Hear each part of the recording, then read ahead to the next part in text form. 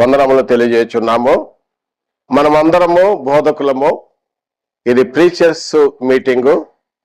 ఈ preaching to preachers, బోధకులకు బోధ. అందరూ బోధకులు. ఇక్కడ మంచి ప్రార్థనా పరులు ఉన్నారు, మనలో మంచి వాక్య అనుభవజ్ఞులు ఉన్నారు.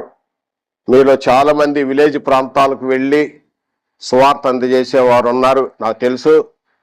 మరియు ఎంతో అనుభవం కలిగిన వారు ఉన్నారు. ఏంటంటే అపోస్తలుడైన పౌలు గారు అంటాడు, నా వలన వినిన సంగతులు ఇతరులకు బోధించుటకు నమ్మకమైన వారికి, సామర్థ్యం గల వారికి, బోధింపదగిన వారికి పని అప్పజెప్పము అన్నాడు పౌలు గారు. నా వలన వినిన సంగతులు, నా వలన వినిన సంగతులు ఆయన ఎక్కడున్నాడు? యేసు ప్రభు దగ్గర నుంచి వచ్చింది. పరిశుద్ధాత్మ చేత ప్రేమబడి వ్రాయబడిన లేఖనాలు మనకున్నాయి. ఆ వినిన సంగతులు ఏంటి అంటే అది అపోస్తలైన బోధ. ఈ అపోస్తలైన బోధ ఇది. కనుక ఈ అపోస్తలైన బోధ, నా వలన వినే సంగతులు ఇతరులకు బోధించుటకు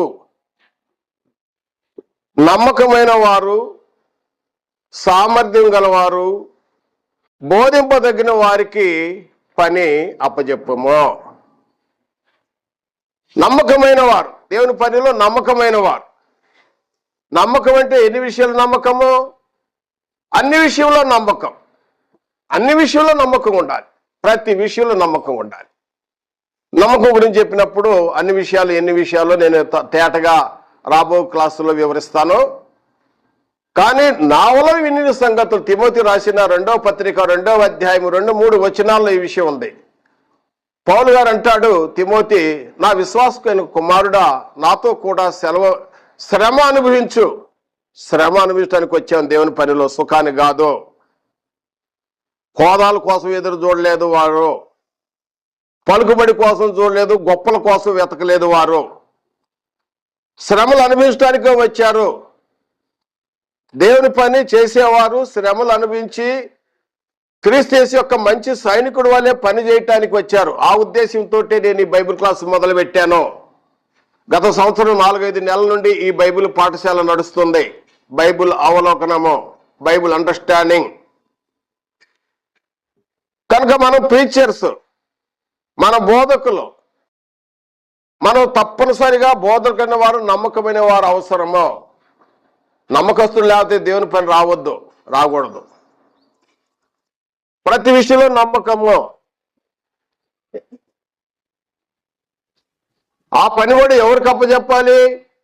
సామర్థ్యం గల వారికి, నమ్మదగిన వారికి, బోధింపదగిన వారికి ఆ పని అప్పచెప్పాలి. లేకపోతే చించేసిన విస్తరాకులాగా అయిపోయింది దేవుని పని. నా జీవితంలో అనేకమైన చూస్తున్నాను. నాకు 30 years క్రైస్తవ అనుభవంలో దాదాపు. నమ్మకమైన పని వారికి పని అప్పచెప్పాలి. అందుకని ప్రీచర్స్ డే ఈ యొక్క క్లాసులో, ప్రీచర్స్ క్లాసు వివరణ చేస్తున్నాం. కనుక మీరు విన్నారు, వినిన తర్వాత ఇతరులకు చెప్పాలి, వాళ్ళు అవతలకు చెప్పాలి. ఒక ఆట ఉంటుంది, అథ్లెటిషియన్ గేమ్ ఆట. గ్రౌండ్లో అథ్లెటిక్స్ లో 4 ఉంటారు, స్టిక్ పట్టుకొని ఎట్లుంటారు. రన్నింగ్ చేసి తీసుకెళ్ళి ఆయనకి అందజేస్తాడు, ఆయన తీసుకెళ్ళి ఆయనకి అందజేస్తాడు, అతను తీసుకెళ్ళి అతనికి అందజేస్తాడు, 4గురికి అందజేస్తారు. ముందొచ్చిన వాళ్ళదే బహుమానం. ఇది అందించే కార్యక్రమం తండ్రి దేవుడు యేసుక్రీస్తు వారికి అందించాడు. యేసుక్రీస్తు వారు పరిశుద్ధాత్ముడు. పరిశుద్ధాత్మ చేత ప్రేరేపబడిన ఆలేఖనాలు అపోస్తలు ఈ రోజున క్రీస్తు యేసునందు మరి పరిశుద్ధాత్మ చేత ప్రేరేపబడిన గ్రంథము సకల జనులకు ఇవ్వబడ్డది. ఈరోజు మనకు ఉంది. ఈ పని మనకు భారం ఉంది, బాధ్యత ఉంది నా సహోదరుడా. కనుక నా వలన వినిన సంగతులు ఇతరులకు బోధించుటకు నమ్మకమైన వారు, సామర్థ్యం గలవారు, బోధింపదగిన వారు, వారికే పని అప్పచెప్పాలి. ఈ రోజుల్లో నేను ఒకళ్ళు విమర్శించడం అని కాదు, కానీ చూసినప్పుడు, కొంతమందిని చూసినప్పుడు ఎంతో దుఃఖం, బాధ కలుగుతూ ఉంటుంది. అయ్యో, ప్రభువును అవమానపరిచేవారు మనలో ఇట్లాంటి వాళ్ళు ఉన్నారా? ఒకడేమో లోబిగా ఉంటాడు, ఒకడే వ్యభిచారిగా ఉంటాడు, ఇంకొకడు అబద్ధాలు మోసగారి ఉంటాడు. ఒకడు ధనాపేక్షగా ఉంటాడు, అలా ఉండకూడదని దేవుని ఎదుట యథార్థం చెప్తున్నాను. నన్ను నేను సరిదిద్దుకుంటూ, నన్ను నేను దిద్దుబాటు చేసుకుంటూ ఇతరులు సరిదిద్దుకుంటున్నాను. ఒకళ్ళ నా ఎడలో ఏదో పొరపాటు చేస్తే దేవుడు నన్ను క్షమించిన గాక. మనం సరి చేసుకునే టైం 2025 వచ్చిందంటే దేవుడు మనకు అవకాశం ఇచ్చాడు. ఒక మంచి అవకాశం, మనం సరిదిద్దుకునే అవకాశం, లోటుపాట్లు సవరణ చేసుకునే భాగ్యం మనకి ఇచ్చాడు. కనుక ఈరోజు పాఠ్య భాగము మనం చదువుకుందాం. ఇక నేను ప్రారంభంలోకి వస్తున్నాను. మళ్ళీ ఈ విషయం కూడా చెప్పాలని ఉంది. ఇనుము చేత ఇనుము పదునవునట్లు మీరందరు బోధకులు, నేను బోధకుడినే. ఇనుము చేత ఇనుము పదునైనట్లుగా ఒకరి వివేకం, చెలికాని వివేకం చేత మన మనస్సు, మన వివేకము, తెలివితేటలు కూడా పదును చేసుకుందాం.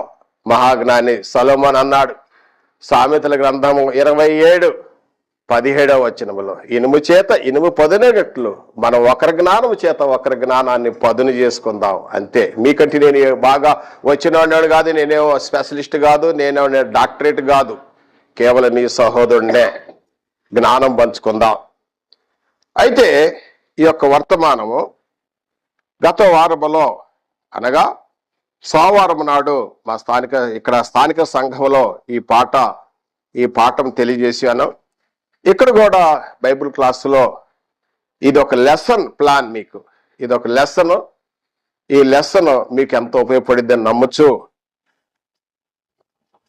మీరు వేరే స్థానిక సంఘంలో చెప్పటానికి ఉపయోగపడుతుంది. వాక్య భాగం చదువుకుందాం. అపోస్తలుడైన పౌలు కొలసీలకు రాసిన పత్రిక 3వ అధ్యాయము రీడింగ్ రిఫరెన్స్ చదువుకుంటున్నాం. కొలసీ పత్రిక 1వ అధ్యాయం 13వ వచనము చదువుకుందాం. తప్పులు లేకుండా చదవాలి. ఆయన మనలను అంధకార సంబంధమైన అధికారములో నుండి విడుదల చేసి తాను ప్రేమించిన తన కుమారుని యొక్క రాజ్య నివాసులుగా చేసెను. పాస్ట్ టెన్స్ గ్రామర్ చెప్పబడింది ఇక్కడ. పరిశుద్ధాత్ముడు ఇక్కడ గ్రామర్ మాట్లాడుతున్నాడు. చేసెను అయిపోయింది. When you are in Christ, నువ్వు ఎప్పుడైతే క్రీస్తు నందున్నావో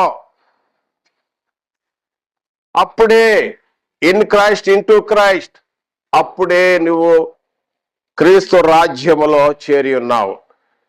ఎక్కడి నుంచి విడుదల చేశాడు? అంధకార సంబంధమైన అధికారం నుండి విడుదలయ్యి క్రీస్తు రాజ్యంలోకి వచ్చినావు. ఇది మూలవాక్యం. ఈ మూలవాక్యాన్ని ఆధారం చేసుకొని మనం ఈరోజు ఈ పాఠము మనం శ్రద్ధగా విందాం. ప్రియమైన సహోదరులారా, ఈరోజు అంశాన్ని చూసినట్లయితే ఇక్కడ రాసిన చూడండి, థీమ్ 3 కింగ్డమ్స్, 3 రాజ్యాలు ఉన్నాయి. అక్కడ ఒక రాజ్యం చదివాం. ఏ రాజ్యం అది? క్రీస్తు రాజ్యము చదివాం. అక్కడ ఆయన మనలను అంధకార సంబంధమైన అధికారములో నుండి విడుదల చేసి తాను ప్రేమించిన కుమారుని యొక్క రాజ్య నివాసులుగా క్రీస్తు రాజ్యంలో చేశాడట. ఎక్కడి నుంచి విడుదల చేసి? చీకటి నుండి, అంధకారము నుండి విడుదల చేసి క్రీస్తు రాజ్యంలో ప్రవేశపెట్టాడు. ఎవరు? దేవుడు. 3 రాజ్యాల గురించి చదువుతున్నాం. 3 రాజ్యాల గురించి చదువుతున్నప్పుడు మీరు నోట్ చేసుకోండి. ఈ క్లాస్కి ఎప్పుడు వచ్చినా కూడా పెన్ను, నోట్ బుక్, పరిశుద్ధ గ్రంథము కలిగి లేఖనాలు పరిశోధిస్తూ ఉండవల్లని నా మనవి, ప్రేమపూర్వక మనవి చేస్తున్నాను. మొదటి రాజ్యము రాస్తున్నాను, భౌతిక రాజ్యము. భౌతిక రాజ్యము. భౌతిక రాజ్యము గురించి మనం ఇప్పుడు చదువుకుందాం. ఫస్ట్గా ఏమిటి భౌతిక రాజ్యము? ఫస్ట్ భౌతిక రాజ్యం ఏంటి? మీరు ఆలోచన రావాలి. ఏమై ఉంటది భౌతిక రాజ్యము? ఈ భౌతిక రాజ్యం గురించి చదువుతున్నప్పుడు 3 రాజ్యాల్లో మొదటి భాగము భౌతిక రాజ్యము. ఈ భౌతిక రాజ్యం ఏంటంటే ఇది ప్రకృతి రాజ్యము. ప్రకృతి రాజ్యము ఈ భౌతికమైన లోకములో ప్రకృతి సంబంధమైన మనిషి యొక్క శరీర సంబంధమైన దేహము కొరకైన రాజ్యం ఉంది. దేవుని చేత సృష్టింపబడింది అనగా మనకు అందరికి తెలిసిన విషయమే. ఎక్కడికి వెళ్తాము? ఆది కాండము 1వ అధ్యాయం. ఆది కాండము 1వ అధ్యాయము 2వ అధ్యాయములో చాప్టర్స్ లో మనకు కనిపిస్తుంది ఈ సృష్టి. దేవుడు ఈ సృష్టి యావత్తును ఆది యందు దేవుడు భూమి ఆకాశమును సృజించెను. మనకు అందరికి తెలుసు దేవుడు ముందే ఉన్నాడు ఆయన ఎంతకాలం ఉన్నాడో మనకు తెలియదు. నిత్యత్వంలో ఉన్న దేవుడు బైబిల్లో పరిశుద్ధ గ్రంథంలో మొట్టమొదటి మాట 1వ అధ్యాయంలో 1వ వచనంలో ఆది యందు దేవుడు భూమి ఆకాశములను సృజించెను. దేవుడే సృజించాడు. తర్వాత చూసినట్టయితే దేవుని యొక్క ప్రణాళిక సంకల్పమై ఉన్నది. ఈ సంకల్పంలో ఒకటి మానవుని కొరకు దేవునికి నివాసం చేయాలి, అది ఏ విధంగా ఉండాలి. రెండవదిగా చూసినట్లయితే అందులో నివాసం చేయాలంటే ఏ విధంగా రావాలి, అది ఈ 2 విషయాలు శ్రద్ధగా గమనించుదా. మీరందరూ బోధకులు చాలా విషయాలు తెలుసు కనుక నా ప్రియ సహోదరుడా గమనించాలి. ఏమిటంటే ఈ సృష్టి యావత్తు 1వ అధ్యాయములో మానవుని కొరకు ఏది కావాలో అన్ని ఏర్పాట్లు జరిగినాయి. మానవుడు ఏదో పరిమాణ సిద్ధాంతము లేకపోతే కోతి నుండి మార్పు చెంది రాలేదు. ఎందుకంటే మానవుని కొరకు ఇంకా సకల ప్రాణుల కొరకు ఏది అవసరమో దేవుడు సమస్తమును ఎరిగిన తన యొక్క జ్ఞానం చొప్పున గాలి, వెలుతురు, నీరు, భూమి మీద గడ్డి, వృక్ష ఫలాలు, తర్వాత సోలార్ సిస్టమ్, సౌర కుటుంబం, సూర్య చంద్ర నక్షత్రాదులు, పక్షులు, జంతువులు, సముద్రము, వాటిలో మత్స్యములు, రకరకాలుగా ప్రాకటి పురుగులు, మృగములు, జంతువులు అన్ని ప్రతిదీ కూడా ఇవన్నీ మానవునికి అవసరము. ఉదాహరణకు నీరు నుండి భూమి వచ్చింది, భూమి మీద గడ్డి వచ్చింది. గడ్డి ఎందుకు రావాల్సి వచ్చింది అంటే పక్షులు జీవించాలంటే గడ్డి అవసరం. తర్వాత నీరు, భూమి, పక్షులు, వాటికి మరలా రాబోయే ప్రాణులందరికీ ఏది అవసరం? సూర్యచంద్ర నక్షత్రాదులు 4వ దినమున జరిగింది.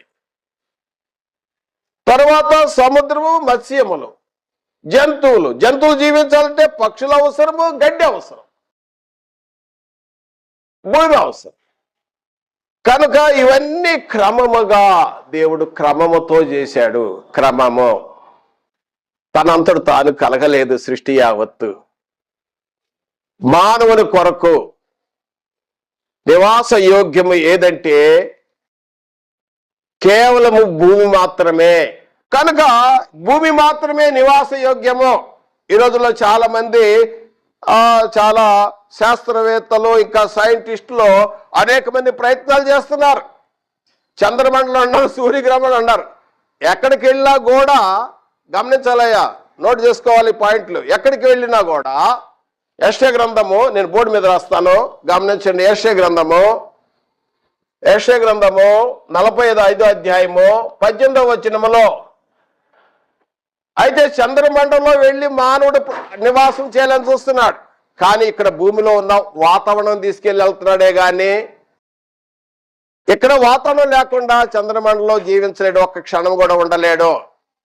శుక్రగ్రహంలో ఉండలేడు. ఎన్నో పరిశోధనలు జరుగుతున్నాయి. కానీ దేవుడు అంటున్నాడు, భూమి మాత్రమే మానవులకు నివాస యోగ్యమైన స్థలము. ఇది మొట్టమొదటి పాయింట్. మరొకసారి గమనించాలి ఈ క్రమము. మానవుని కొరకు ఏది అవసరమో అది ముందుగానే గాలి, వెలుతురు, సూర్య చంద్ర నక్షత్రాదులు, నీరు, భూమి మీద గడ్డి, పక్షులు, జంతువులు, సముద్రము, మత్స్యములు, ఇవన్నీ మానవునికి అవసరం. ముందు సృష్టి యావత్తు జరిగించిన తర్వాతనే మానవుని ప్రవేశపెట్టాడు. ఇది సత్యము, బైబిల్ ట్రూత్. తర్వాత మానవుని ఏ విధంగా ప్రవేశపెట్టాలి, ఏ విధంగా ఉంచాలంటే మానవుకు ఒక దేహం అమర్చాడు. దేహంలో ఉంచాలి, నేల మట్టితో నన్ను నిర్మించి వారి నాసికారంధంలో జీవాయును ఊది ఆత్మను బ్రతికించేది జీవము, శరీరం బ్రతికించేది ప్రాణము. శరీరంలో ఉన్నది రక్తము, రక్తమే ప్రాణము. ఈ వ్యత్యాసాన్ని గమనించాలి. బోధకుల మీద మనము మరలా నేను జ్ఞాపకం చేస్తున్నాను, శరీరాన్ని బ్రతికించేది ప్రాణము. శరీరంలో రక్తం ఉంటేనే బ్రతుకుతాడు. ఆత్మను బ్రతికించేది జీవము. జీవాత్మను కలుగు చేస్తున్నాడు, జీవాత్మాయను. దేహం అమర్చాడు, ఇందులో దేవుని ప్రేమ ఉంది. అది జగత్తు పునాది వేయబడక ఉనిపే ఆయన సంకల్పము, దేవుని యొక్క ప్రణాళిక. మనం చదువుతుంది ఈ ప్రకృతి భౌతిక రాజ్యము, లేక ప్రకృతి రాజ్యము, లేకపోతే ఈ లోక రాజ్యము. ఈ భూమి గుండ్రంగా ఉంది కదా, ఆ రాజ్యం, ఇందులో మనుషులు నివాసం చేస్తారు. ఇది దేవుడే సృజించాడు. అపోస్తల కార్యములు 17వ అధ్యాయములో పౌలు గారు ఏథెన్సులో ఆయన ప్రసంగం చేస్తున్నప్పుడు అరియోపగ స్థలం మీద నిలబడి, ఎత్తైన ప్లేస్ మీద నిలబడి ఆయన ప్రసంగము వింటున్నప్పుడు జనం అందరూ కూడా తిని ఆయన ప్రసంగం చాలా ఆసక్తిగా విన్నారు. ఆసక్తి అవసరం వినటానికి మందులైన ఎడల విశదపరచుట కష్టము. అపోస్తల కార్యములు 17వ అధ్యాయం 24వ వచనం నుండి 28వ వచనం చదువుతున్నాను. జగత్తును అందరిని సమస్తను నిర్మించిన దేవుడు తానే ఆకాశమునకును భూమినికి ప్రభువైనందున హస్తకృతమైన ఆలయంలో నివసింపడు. ఆయన అందరికి జీవమును, ఊపిరిని, సమస్తమును దయచేవాడు గనుక తనకు ఏదైనా కొదువైనట్లు మనుషుల చేతులతో సేవింపడువాడు కాడు. మరియు యావత్ భూమి మీద కాపురముంటకు ఒక మనిషి నుండి అనగా మొదటి మానవుడు ఆదాము ప్రతి మనిషి జాతి వలన సృష్టించి, ఒకవేళ దేవునిని తడువులాడి కనుగొందురేమో. తడువులాడేది ఎవరు? కళ్ళు కనిపించిన వాడు, గుడ్డోడు తడువులాడుతాడు. దేవుని వెతకాలి, ఆ విధంగా వెతకాలంట. తడువులాడటం అనేది ఎవరెత్తారు? ఆ విధంగా దేవుని వెతకాలి, వెతికితే కనిపిస్తాడు. యోబు గ్రంథంలో అంటాడు, వెతికిన ఎడల కనిపిస్తానంటున్నాడు. వెతకాలి, దేవుని కొరకు తడువులాడాలి. తడువులాడినప్పుడు తిరిగి కనిపిస్తాడు దేవుడు. ఎట్లా? ఆత్మరూపంగా, విశ్వాసం వలన. ఇక్కడేమన్నాడు చూడండి, ఒకని నుండి ప్రతి జాతి మనుషుడు సృష్టించి, వారు ఒకవేళ దేవునిని తడువులాడి కనుగొనురేమో అని తన్ను వెతుకు నిమిత్తమును నిర్ణయ కాలములు వారి నివాస స్థలములకు పొలిమేరలు ఏర్పాటు చేసెను. ఆయన మనలో ఎవరికి దూరంగా ఉండేవాడు కాదు, మన మధ్యనే ఉన్నాడు. మనం ఆయనందు బ్రతుకుతున్నాము, చెల్లించగలుగుతున్నాము, ఉనికి కలిగి ఉన్నాము. అటువల్లే మనం చెల్లించగలుగుతున్నాం, ఊపిరి కలిగి ఉన్నాం, ప్రాణం కలిగి ఉన్నాం, బ్రతికున్నాం. దేవుని వల్లనే ఉన్నాం. ఎన్నో సంవత్సరాలు, అనేక సంవత్సరాలు గడిచిపోయినాయి. భయంకరమైన సంవత్సరాలు ఎదురు చూసాం మనం. కరోనా టైంలో, రకరకాల సమయంలో. ఈ రోజున మనం ఉనికి ఊపిరి కలిగి ఉన్నామంటే దేవుని వల్లే కలిగి ఉన్నాం. కనుక ఈ భౌతిక రాజ్యంలో మానవుని నివాసము, మానవుని కొరకు మానవుడు తన ప్రజల వలన, ప్రజల చేత, ప్రజల కొరకు మనుషులు చట్టం చేసుకున్నారు. ఆ చట్టాన్ని గౌరవించాలి మనం. ఇది దేవుని ఆజ్ఞ అని పౌలు గారు తిమోతి పత్రికలో చెప్తాడు, తీతు పత్రికలో చెప్తాడు. మనం తప్పనిసరిగా ఈ యొక్క భౌతిక చట్టాన్ని గౌరవించాలి. ఇది దేవుని యొక్క నియమము. ఆయన పొలిమేరలు వేసాడు, హద్దులు నియమించాడు. భౌతిక రాజ్యము మొట్టమొదటి భాగం ఏంటంటే భౌతిక రాజ్యము. ప్రకృతి రాజ్యము. ప్రకృతి, ఈ ప్రకృతి రాజ్యములో మనం ఉంటున్నప్పుడు ఎవరండి? మనం ఎవరమే? క్రైస్తవులు, క్రీస్తునందున్న వారు. ఈ వాక్యం చదివాం. ఏ వాక్యం అండి ఇది?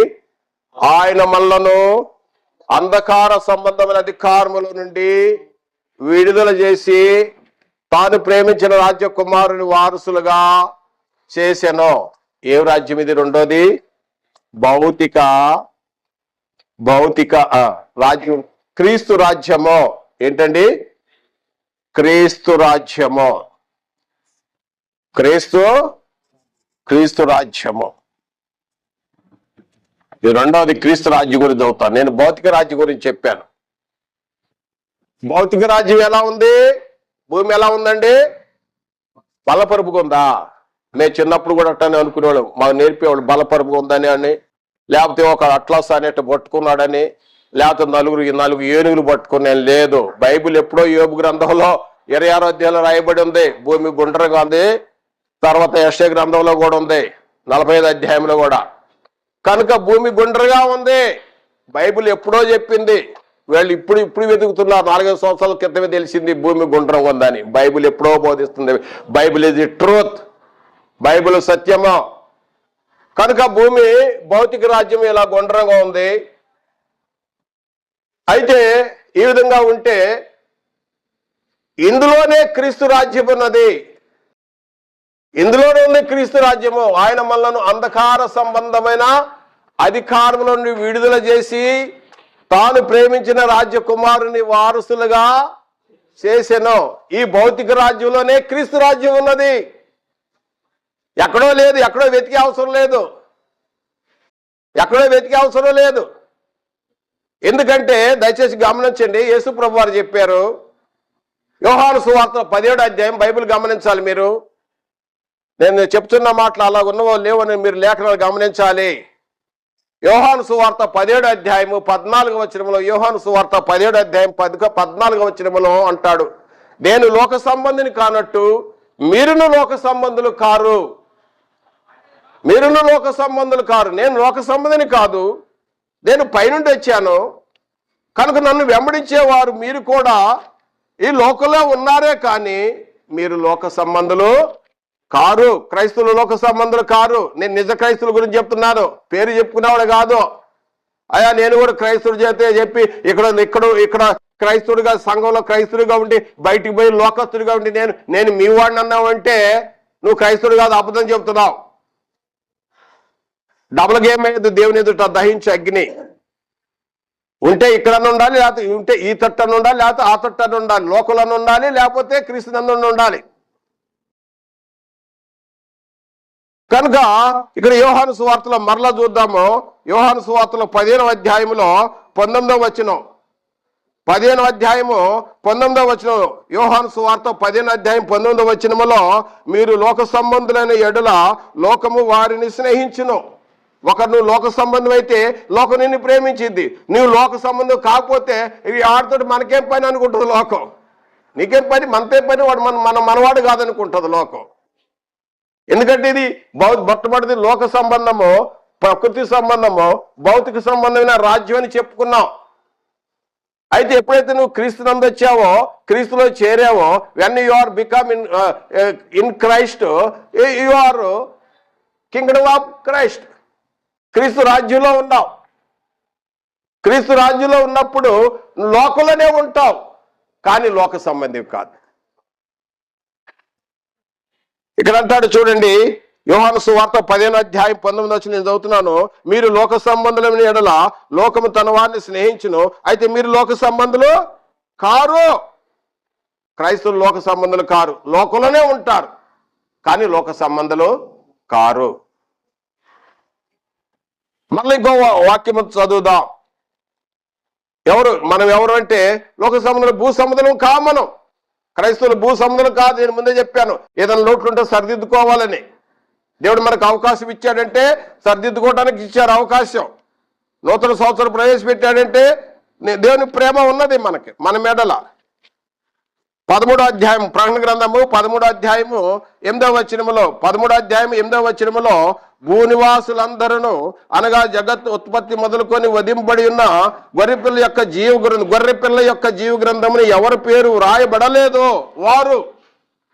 ఇప్పుడు చెప్పండి, మిమ్మల్ని ప్రశ్న వేస్తున్నారు, నాకు చెప్పాలి. భూ సంబంధాలు అంటే ఎవరండి? చెప్పాలి. భూ సంబంధాలు అంటే ఎవరు?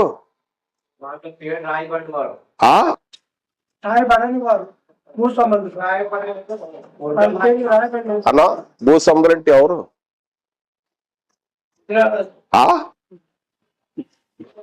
అది చెప్తాను, నేను చెప్తాను. భూ సంబంధాలు అంటే మనం భూమి మీద నివాసం చేస్తున్నాం, కానీ మనం భూ సంబంధము కాదు. ఎవరి పేరు జీవ గ్రంథమందు పేరు రాయబడలేదో వారు భూ సంబంధులు. మనం భూమి మీదే ఉంటున్నాం, కానీ మన భూ సంబంధులు కాదు. ఎందుకంటే మన పేరు ఎక్కడ రాయబడింది? దేవుని దగ్గర జీవ గ్రంథంలో ఆ లిస్ట్ ఉంది, ఆయన దగ్గర ఒక పట్టిక ఉంది, ఆ పేరులో రాయబడ్డా కాబట్టి మన భూ సంబంధం కాదు. ఒకళ్ళు నీ పేరు ఉందో లేదో పరీక్ష చేసుకో, ఒకళ్ళు క్వశ్చన్ మార్క్ ఉందేమో ప్రశ్న చేసుకో, లేకపోతే దేవుడు అండర్లైన్ చేసేయడమో సరిదిద్దుకునే అవకాశం. ఒకళ్ళు ఇక్కడేమో క్రైస్తవులు బతుకుతున్నావు, అక్కడ పోయి లోకస్తులు వాళ్ళు విందుల్లో గలుపుతున్నావు, జాగ్రత్త. కనుక ఇది ఎట్లా సాధ్యం అనొచ్చు. ఎలాగంటే ఒక చెరువు ఉంది, మేము చిన్నప్పుడు చదువుకునే టైంలో బెల్లు కొట్టగలి వెంటనే చెరువు, మేము పచ్చలు తాటిపర్రు అక్కడికి వెళ్ళినప్పుడు ఆ చెరువు దగ్గర పోయి అక్కడ పిల్లలు ఆడుకుంటూ ఆ చెరువులో తామరాకు ఉండేది. ఆ తామరాకు మీద ఆ నీళ్ళు ఇట్ట పోతా ఉండేవాళ్ళం. మా పొంతులు కూడా అనేవాడు, అరే చెరువులు పడతారు జాగ్రత్త అనేవాడు. కానీ మేము అంచు నుండి ఆ తామరాకు మీద నీళ్ళు వేస్తా ఉండేవాళ్ళం. నీళ్లు తామరాకు అంటుకోవు, డైమండ్స్ లాగా ఉంటాయి, డైమండ్స్ లాగా. అలాగనే తామరాకు వలె అంటుకోకుండా, లోకాన్ని అంటుకోకుండా జీవితమే క్రైస్తవ జీవితము. ఇది అదే రాజ్యం అంటే అది క్రీస్తు రాజ్యము. ఈ క్రైస్తవ రాజ్యంలో ప్రవేశించాలంటే ఏమి చేయాలి? మన జనరల్ ఫస్ట్ అందరు చెప్పుకున్నాం, కాగా ఎవడైనా క్రీస్తు యందున్నాడలా వాడు నూతన సృష్టి, పాతవి గతించును ఇదిగో క్రొత్త ఆయన. 2వ కొరింథీ పత్రిక 5వ అధ్యాయము 17వ వచనము. కాగా ఎవడైనా క్రీస్తు యందున్నాడలా, ఇఫ్ ఎనీబడి. ఎందుకంటే యేసు క్రీస్తు సర్వలోకముల కొరకు, సర్వ మనుషుల కొరకు వచ్చాడు. ఒకవేళ మనం మనిషి అయితే యేసు రక్తం అవసరం, పక్షులైతే అవసరం లేదు, జంతువులైతే అవసరం లేదు. తేటగా చెప్తున్నా. ప్రతి మనుషుల కొరకు మనం రుచి చూశాడు, ప్రతి మనిషిని ఆహ్వానిస్తున్నాడు. దేవుని ప్రేమ ఎంతో గొప్పది. దేవుడు అందరి మీద, మంచి వాళ్ళ మీద సూర్యకాంతి వస్తుంది, చెడ్డవారి మీద సూర్యకాంతి వస్తుంది. అందరి మీద, చెడ్డవాళ్ళ మీద వర్షం వస్తుంది, మన వారి మీద కూడా వర్షం వస్తుంది. కేవలం క్రైస్తవుల మీద వర్షం వచ్చి క్రైస్తవుల మీద ఎండ వస్తుందండి? అందరి మీద ఇందులో దేవుని ప్రేమ. అందుకని యేసుక్రీస్తు అందరికి ప్రభు, యెహోవా అందరికీ ఉపకారి, అందరికి ఉపకారి. కనుక ఎవడైనా క్రీస్తు యందు వాడు నూతన సృష్టి, పాతవి గతించును ఇదిగో క్రొత్త వాయును. If you are in Christ, అలా శ్రద్ధ గమనించాలి.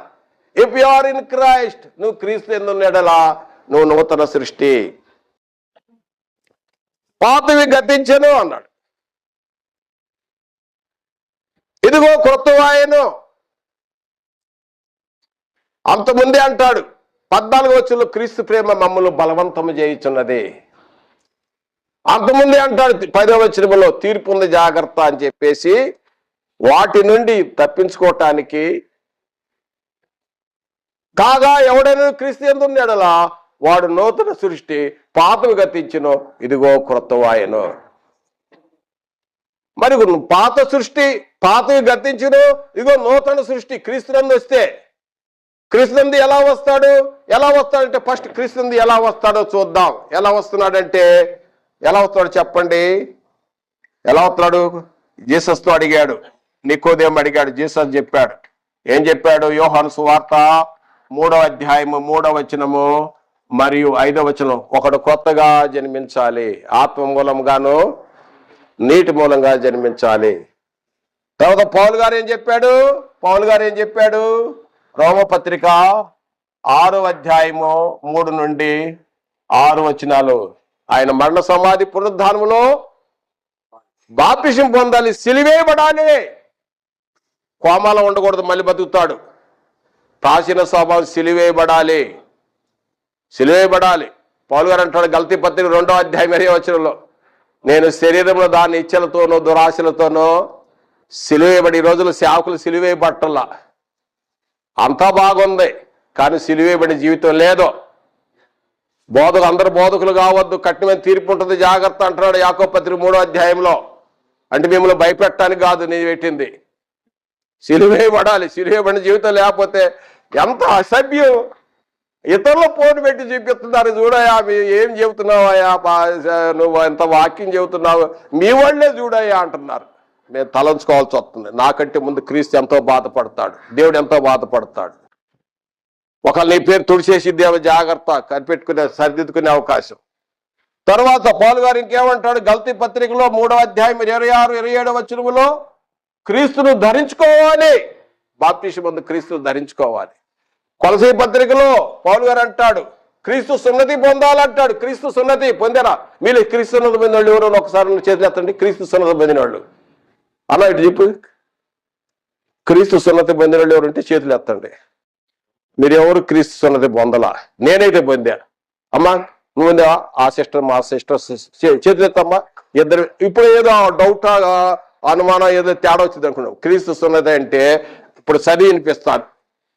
కొలసీ పత్రిక 2వ అధ్యాయం తీయండి. క్రీస్తు సున్నతి పొందేవాళ్ళు లేదో అది కూడా నేను జ్ఞాపకం. క్రీస్తు నందు ఉంటే if you are in Christ, క్రీస్తు నందు ఉన్నట్లేదు. కొలసీ పత్రిక రాస్తున్నా ఇదా 3 నుండి 6. రోమపత్రిక 6వ అధ్యాయం 3 నుండి 6 వచనములు. గలతీ పత్రిక 3వ అధ్యాయం 26, 20 వచనములు. కొలసీ పత్రిక 2వ అధ్యాయము 11వ వచనము నుండి 14 వచ్చిన వరకు నేను చదువుతాను చూడండి. క్రీస్తు సున్నతి పొందామంటే నాకు ఇద్దరే కనపడ్డారు. అసలు ఇప్పుడు ఎందుకంటే మీరు బోధకులు, అసలు క్రీస్తు సున్నతి ఏంటంటే ఇజ్రాయెల్ ప్రజలు గుర్తింపు కావాలంటే వాళ్ళు 8వ దినాన సున్నతి పొందుతారు కదండి. పౌలు గారు ఫిలిప్పీ పత్రికలో 3వ అధ్యాయం 5వ వచనంలో అంటాడు నేను 8 దినాన సున్నతి పొంది ఇజ్రాయెల్ అయ్యాను అంటాడు. యేసు ప్రభువారు సున్నతి పొందాడు, అది ఇజ్రాయెల్ ఆచారం అది. కానీ ఇప్పుడు ఏంటంటే శరీర సంబంధం సున్నతి కాదు, ఇది ఆత్మ సంబంధం సున్నతి. ఆ సున్నతి గురించి పౌలు గారు చెప్తాడు. క్రీస్తు సున్నతి అంటే ఒకళ్ళు తెలుసుకోకపోతే, ఇప్పుడు నా పాఠకులు ఈ వాక్యం ఎవరు వింటున్నారో నా సహోదరులారా తెలుసుకోవాలి. నేను చదువుతున్నాను చూడండి 11వ వచనం. క్రీస్తు సున్నతి అనేది ఉన్నది, అందుకనే సేవకులు మనం ఎంతో నేర్చుకోవాలి.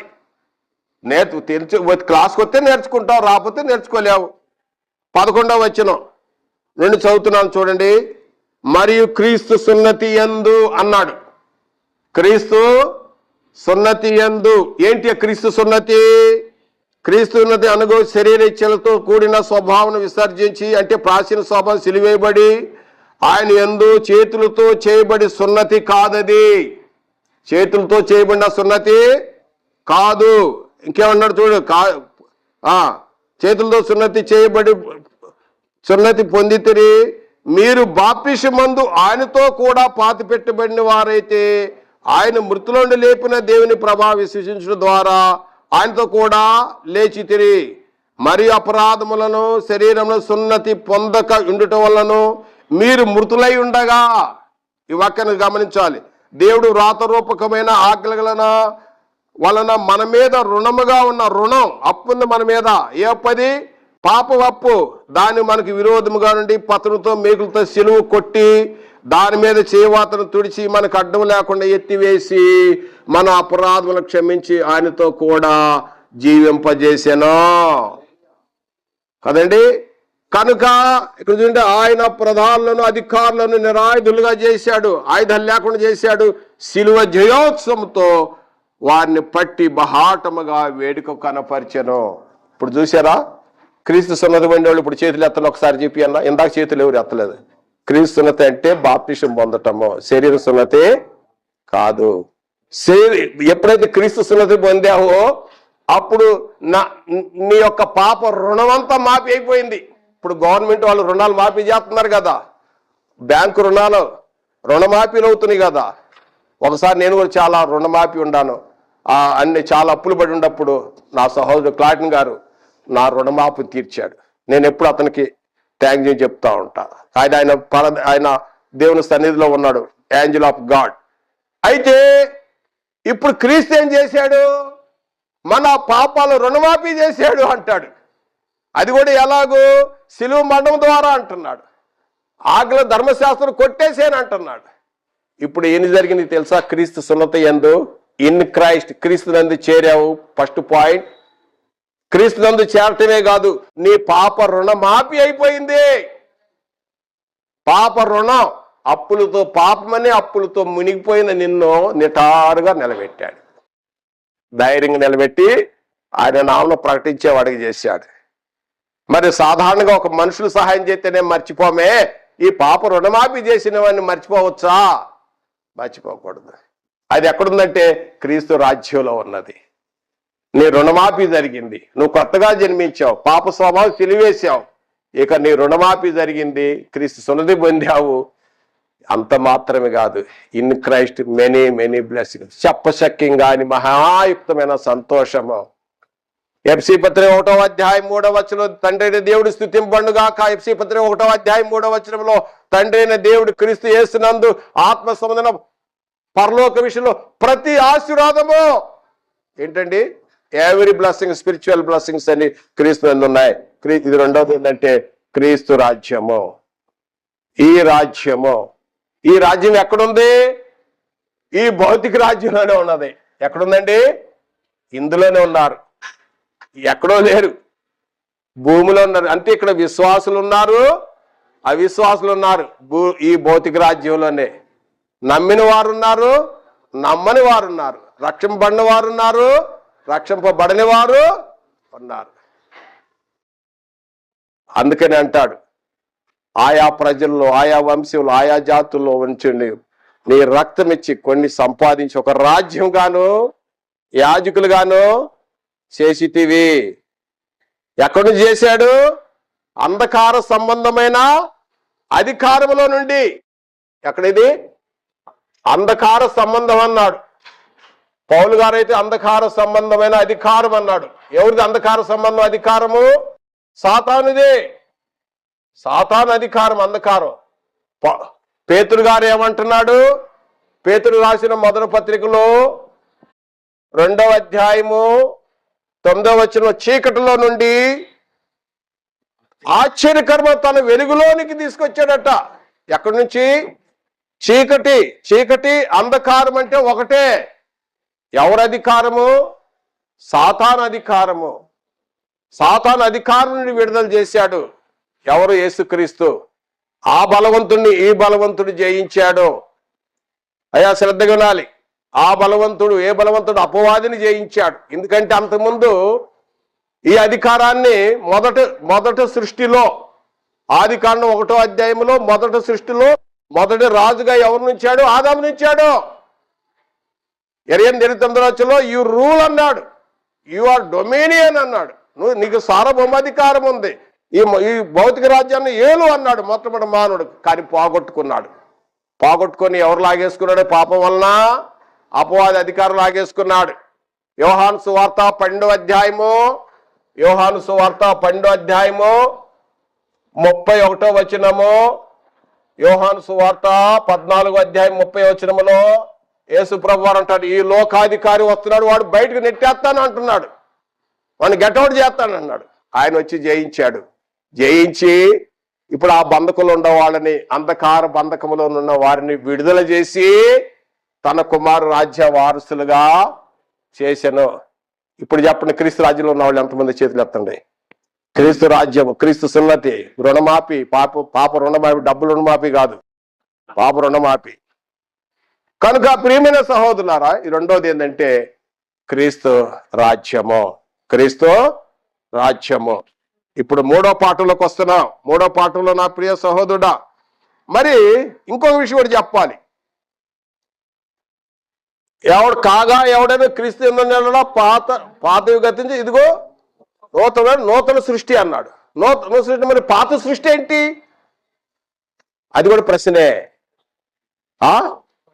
భౌతికమైనది. ఏదంటే ఆది కాండము 1వ అధ్యాయంది, అది మొదటి సృష్టి అయితే, రెండో సృష్టి, కొత్త సృష్టి ఆత్మ సంబంధమైనది. ఏదంటే క్రీస్తుది,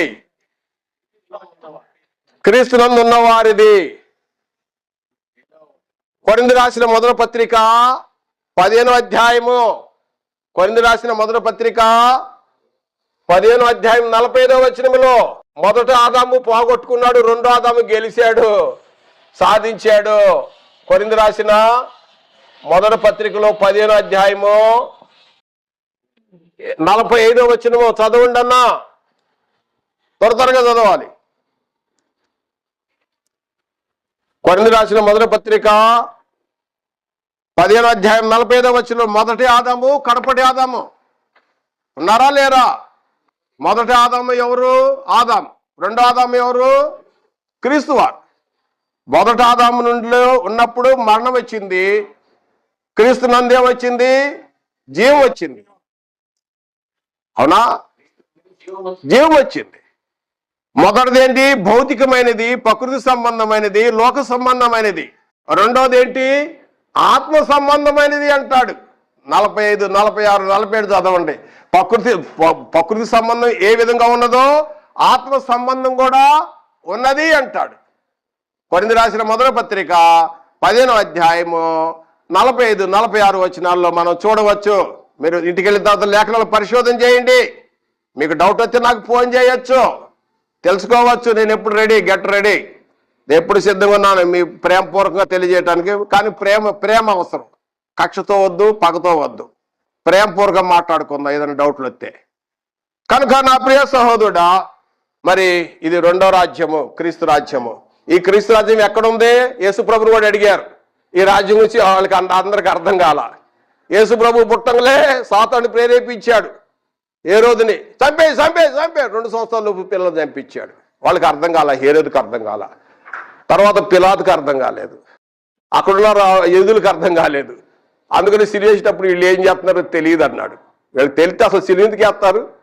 పేతురు గారు ప్రస్తుతం అపొస్తల బోధలు అదే చెప్తాడు. పేతురు గారు కూడా 2వ అధ్యాయంలో, 4వ అధ్యాయంలో, 3వ అధ్యాయం తెలిస్తే అసలు సిరివిందుకు వేస్తారు, తెలియదు వాళ్ళకి. కనుక ఆయన రాజ్యం అది ఇహమందే ఉన్నది, మీ మధ్య ఉన్నది అన్నాడు. ఆ రాజ్యం ఏంటి? క్రీస్తు రాజ్యము, పరలోక రాజ్యము, దేవుని రాజ్యము, సంఘము, క్రీస్తు ప్రభువు సంఘము. ఎక్కడో వెతికే అవసరం లేదు, ఎంతో దూరం వెళ్ళే అవసరం లేదు. క్రీస్తు సంఘానికి శిరస్సు. కొలసీ పత్రిక 1వ అధ్యాయం 18వ వచనములో, ఎఫ్సీ పత్రిక 1వ అధ్యాయం 22, 23 వచనాల్లో సంఘమును, శరీరమునకు ఆయనే శిరస్సు. ఆ శిరస్సు క్రీస్తు రాజ్యము. నువ్వు సంఘంగా ఉన్నావా? నీకు శిరస్సుగా క్రీస్తున్నాడు. ఇది క్రీస్తు రాజ్యము. మూడో రాజ్యము, మూడో రాజ్యానికి వస్తున్నాను నేను. మూడో రాజ్యానికి కూడా వస్తున్నాను. ఏంటో తెలుసా? మూడో రాజ్యం ఏంటంటే శాశ్వత రాజ్యము. శాశ్వత రాజ్యము. రిఫరెన్స్ చెప్పండి అన్నా, తెలితే నాకు కొద్దిగా సహాయం చేయండి. రిఫరెన్స్ ఎవరైనా తెలితే చెప్పవచ్చు నాకు. పేతురు రాసిన 2వ పత్రికలో 1వ అధ్యాయము 11వ వచనం నేను రాయదు. 11వ వచనం మా అక్కడి నుంచి చెప్పింది కరెక్టే సారు, కానీ కన్క్లూజన్ ఇక్కడ ఇస్తున్నాడు అనమాట. 11వ వచనం చదవండి. థ్యాంక్ యూ అన్న, ఆనంద్ అన్న. పేతురు రాసిన 2వ పత్రిక 1వ అధ్యాయము 11వ వచనం.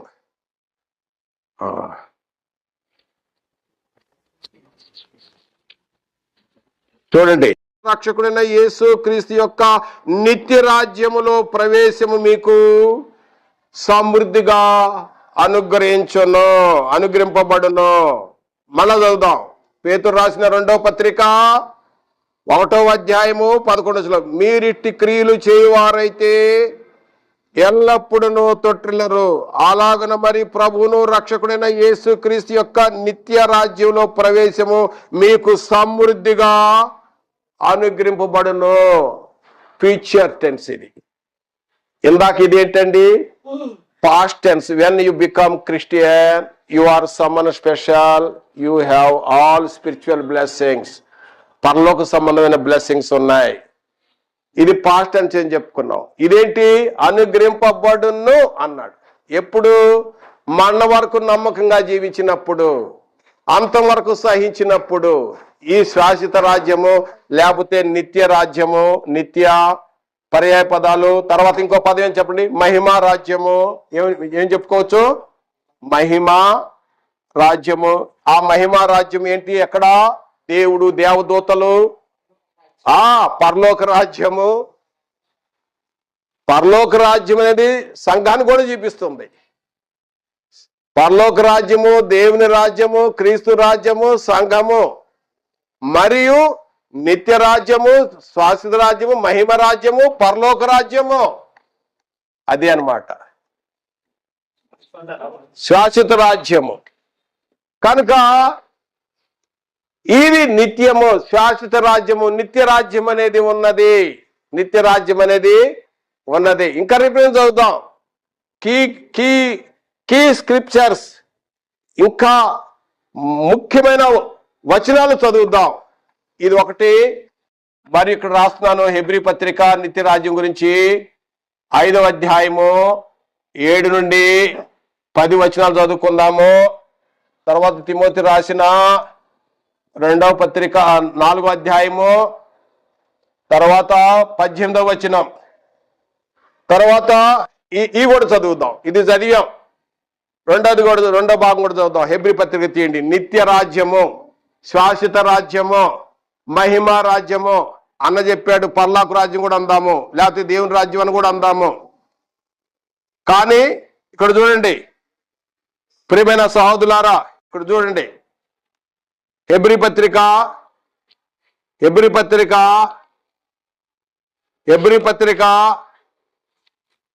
5వ అధ్యాయము 7 నుండి 11 వచనములో శరీరధారి అయి ఉన్న నిత్య రక్షణ అనేది ఉన్నది.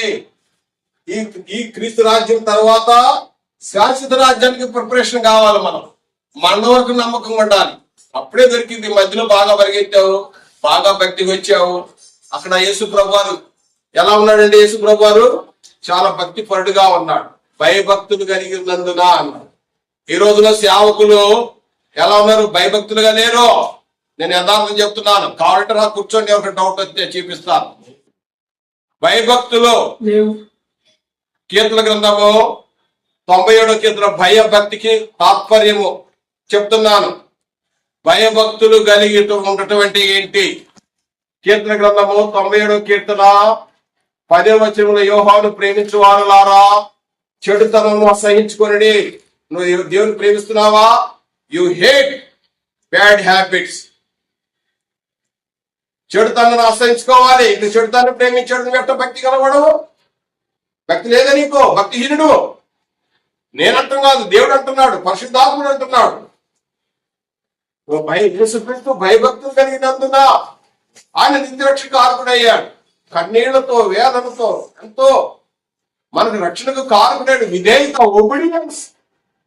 క్రైస్తవుడు ఒబిడియన్స్ కలిగిన వాడు నిత్య రక్షకు కారకుడయ్యాడు. చూడండి, చూసినందున నిత్య రక్షణ చూసినట్టయితే ఎప్పుడైతే మనం నిజంగా భయభక్తులు కలిగి ఉండటం అంటే ఇంకొక వాక్యం చదువుతాం. 50వ కీర్తనలో భయభక్తులు కలిగి ఉండటము. భయభక్తులు ఆత్మని చెప్తున్నాను. ఏది నేను కూడా కాదండి, నేను కూడా ప్రార్థనకి వెళ్తానంటే కాదు. అయ్యా నేను మంచి బోధకుడు అంటే కాదు. అక్కడ ముందుకు నిన్నో సరి చేసుకోవాలి. కీర్తన గ్రంథము 97వ కీర్తన 10 వచనం చదివాము. కీర్తన గ్రంథము 50వ కీర్తన 16, 17 వచనం కూడా చదువుదాం. దేవుడు అంటున్నాడు, నువ్వు భక్తిహీనతో దేవుడు ఇలాగ అంటున్నాడు, నా కట్టడలు నీకు వివరించడానికి ఏం పని? నీకు దిద్దుబాటు అసహ్యం కదా. నువ్వు దొంగలతో సహవాసం చేస్తున్నావు, డబ్బులు పంచుకుంటున్నావు, కమిషన్ తీసుకుంటున్నావు, లంచం ఉంటున్నావు, విగ్రహాలు చేయొద్దంటావు. నువ్వే విగ్రహాలు దోసుకుంటావు. లోబి కదా, నువ్వు లోబి విగ్రహాలు కదా. కొలసీపతులు అంటాడు కదా వాళ్ళు గారు. దొంగలతో సహవాసం చేస్తున్నావు, వ్యభిచారంతో సహవాసం చేస్తున్నావు, నేను భక్తి కలిగాడు అంటున్నావు. నువ్వు ఎట్ట భక్తి అయ్యా నీది? అసలు నేను మాట్లాడమన్నానా? నా మాటలు నిన్ను పలకమన్నానా? నిందు పలుకుతున్నావు నా మాటలో? నా మాటలు పలకొద్దు.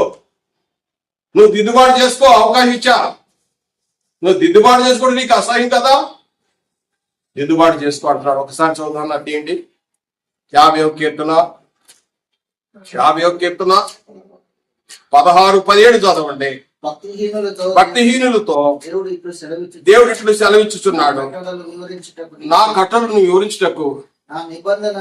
చూడండి, భక్తిహీనులతో దేవుడు ఇలాగూ సెలవిచ్చున్నాడు, నా కట్టలు వివరించుట నీకేం పని? నీకు నేను చెప్పాను నా కట్టలు వివరించమని. భక్తిహీనత అంటాడు వాడు. అతడు భక్తి కూడా అనుకుంటున్నాడు, చాలా భక్తి కూడా నటిస్తున్నాడు. వాడు వేషధారి, దొంగ, దోబి, దోచుకునేవాడు. దొంగ, లోబి, దోచుకునేవాడు. దొంగలతో సహవాసం, వాడు ఫ్రెండ్షిప్ దొంగలతో ఉంది. వేషలతో, వ్యభిచారంతో సహవాసం ఉంది. కానీ కట్టడం వివరిస్తున్నాడంట. నీకేం పని? దేవుడు అంటున్నాడు, పరిశుద్ధాత్మ నేను కాదు అనే మాట. నేను అంటున్నాను, నా మీద కోపెట్టుకోతున్నావు. దేవుడు అంటున్నాడు ఆ మాట. దేవుడు ఇలాగ సెలవిచ్చుచున్నాడు, భక్తిహీనులతో దేవుడు ఇలాగ సెలవిచ్చున్నాడు, నా కట్టలు వివరించడం నీకేం పని? నా అభ్యంతరం నీ నోట వివరించుటేమి? దిద్దుబాటు నీకు అసహ్యం కదా? నువ్వు ఎక్కడ సరి చేసుకో. నీ బ్రతుకు గుడ్డి బతుకు. నువ్వే మాదిరి చూపిస్తావు. కాటుకు నా దగ్గర తీసుకో అంటున్నాడు. నువ్వు ధనవంతుడు చెప్పుకున్నావు, నువ్వు ధనవంతుడు కాదు, దరిద్రుడివి, నువ్వు అబద్ధికుడివి. ఎవరి విషయాలు అంటున్నాడు? వాక్యం బోధించే వారి విషయాలు అంటున్నాడు. వాక్యం బోధించే వారి విషయాలు అంటున్నాడు అని. అందుకే నేను మొట్టమొదటి చెప్పాను, అందరూ బోధకులు కావద్దు, కట్టిమని తీరుకుంటుందని. చదువుతాం చూడండి, 17 వచనం. దిద్దుబాటు నీకు అసహ్యం కదా? ఎక్కడ నువ్వు పొరపాటు పడ్డా దిద్దుకో. నా మాటలు నీవు వెనుక త్రోసి వేసావు కదా. నువ్వు దొంగను చూసినప్పుడు వాడితో ఏకమించావు కదా, కలిసి పనిచేసావు కదా. వ్యభిచారంతో నీవు సాంగత్యం చేసావు కదా. నువ్వు నా కట్టడి గురించి క్రీస్తు రాజ్యం జరిగిన తర్వాత, శాశ్వత రాజ్యంలో ఉన్నప్పుడు భయభక్తులు, యేసుక్రీస్తు మనకు మాదిరి చూపించాడు. ఇందులో దేవుని ప్రేమ ఉన్నదే. పేతురు భక్తులు అంటాడు, పేతురు రాసిన మొదటి పత్రికలో 2వ అధ్యాయం 20వ వచనములో ఆయన మనకు అడుగు జాడలు ఉంచి, అడుగులో అడుగు వేయటానికి మనకు నేర్పి మాదిరి జీవితం ఉంచిపోయాను. ఆయన ఏ పాపం చేయలేదు. నువ్వు క్రీస్తుని అనుసరించావా? ఇదిగో ఇది చెప్తున్నాడు. ఎవరు? పేతురు గారు అంటాడు, ఆయన మనలను చీకటిలోని విధులు అత్యంతం పిలిచి ఏర్పరచబడిన వంశము, రాజులైన యాజక సమూహము, పరిశుద్ధ జనము దేవుని సొత్తుగా చేసుకుంటే, నువ్వు ప్రత్యేక జనం ఉంటే, నువ్వు రాజు యాజకుడై ఉంటే, నువ్వు దేవుని ప్రజలవై ఉంటే ఇలాంటి పనులు చేస్తావా? చేయటం లేదు. క్రైస్తవం చేయటం లేదన్నా. సోదరుడికి ప్రేమ నన్ను నేను దిద్దుకుంటున్నాను. ఆ నోట్లు కొన్ని జరిగి ఉంటే నేను పశ్చాత్తాపడుతున్నాను అలాంటి విషయాలు. నువ్వు జరిగింది దేవుని కాదు, మన మానవులు, హ్యూమన్ బీయింగ్. మన పొరపాట్లు పట్టు, కానీ దిద్దుబాటు అవసరం. సర్వం తెలియజేసాం. పౌలు గారు అంటారు, తెలియక విశ్వాసంలో చేసి తిని కరుణింపబడి ఏదైనా జరిగిందా సరిదిద్దుకునే అవకాశం. కనుక ఏంటంటే 3 ఏంటండి శాశ్వత. ఆఖరి పాయింట్ ఇది కూడా వివరించి నేను తయారీ ముగిస్తాను. నేను ఎదుగు కొన్ని గంటలు ప్రసంగిస్తాను, కానీ నేను సమయానికి జ్ఞాపకం చేసుకోవాలి. మేము కొద్దిగా ఇబ్బంది పెడితే క్షమించడం, కొద్ది లేట్ అయితే. తిమోతి రాసిన 2వ పత్రిక 4వ అధ్యాయం 18వ వచనం చదువుకుందాం. 18వ వచనం. శాశ్వత రాజ్యం అనేది ఉందని పౌలు గారు అంటాడు. పౌలు గారు అనేక ఆపదలు, సర్ప కాటు నుండి బయటపడ్డాడు, అనేక కొండ దెబ్బల నుండి బయటపడ్డాడు. ఓడలో చెక్క మీద దాటుకుంటే మిలేట్ ప్రాంతానికి వచ్చాడు, అక్కడ సర్పం కలిసింది, అక్కడి నుంచి కూడా బయటపడ్డాడు.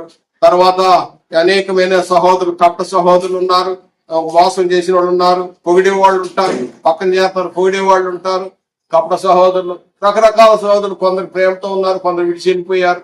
తర్వాత ఆయన ఏమంటాడంటే, తిమోతి రాసిన 2వ పత్రికలో 4వ అధ్యాయం 18 వచనం చదువుతున్నాను. ప్రభు ప్రతి దుష్కార్యము నుండి నన్ను తప్పించి తన పరలోక రాజ్యములకు చేరినట్లు నన్ను రక్షించను. పౌలు రక్షింపడలేదా?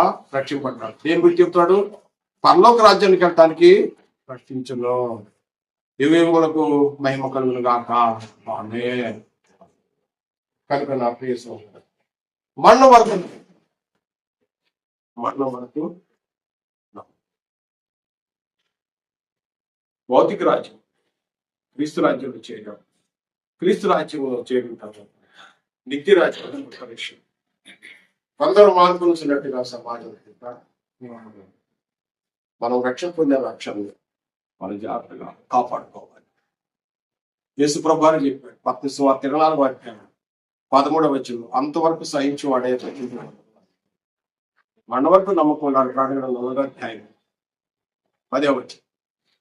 నిత్యరాజ్యం మన నిత్యరాజ్యంలో ఈ వర్తమానాన్ని పౌలు గారు చెప్పాడు, నా వల్ల వినే సంగతులు ఇతరులకు బోధించడం నమ్మకమైన వారికి, సామర్థ్యం కలవాడు, బోధింపు వారికి దేవుడి మీద ప్రార్థన చేయాలి.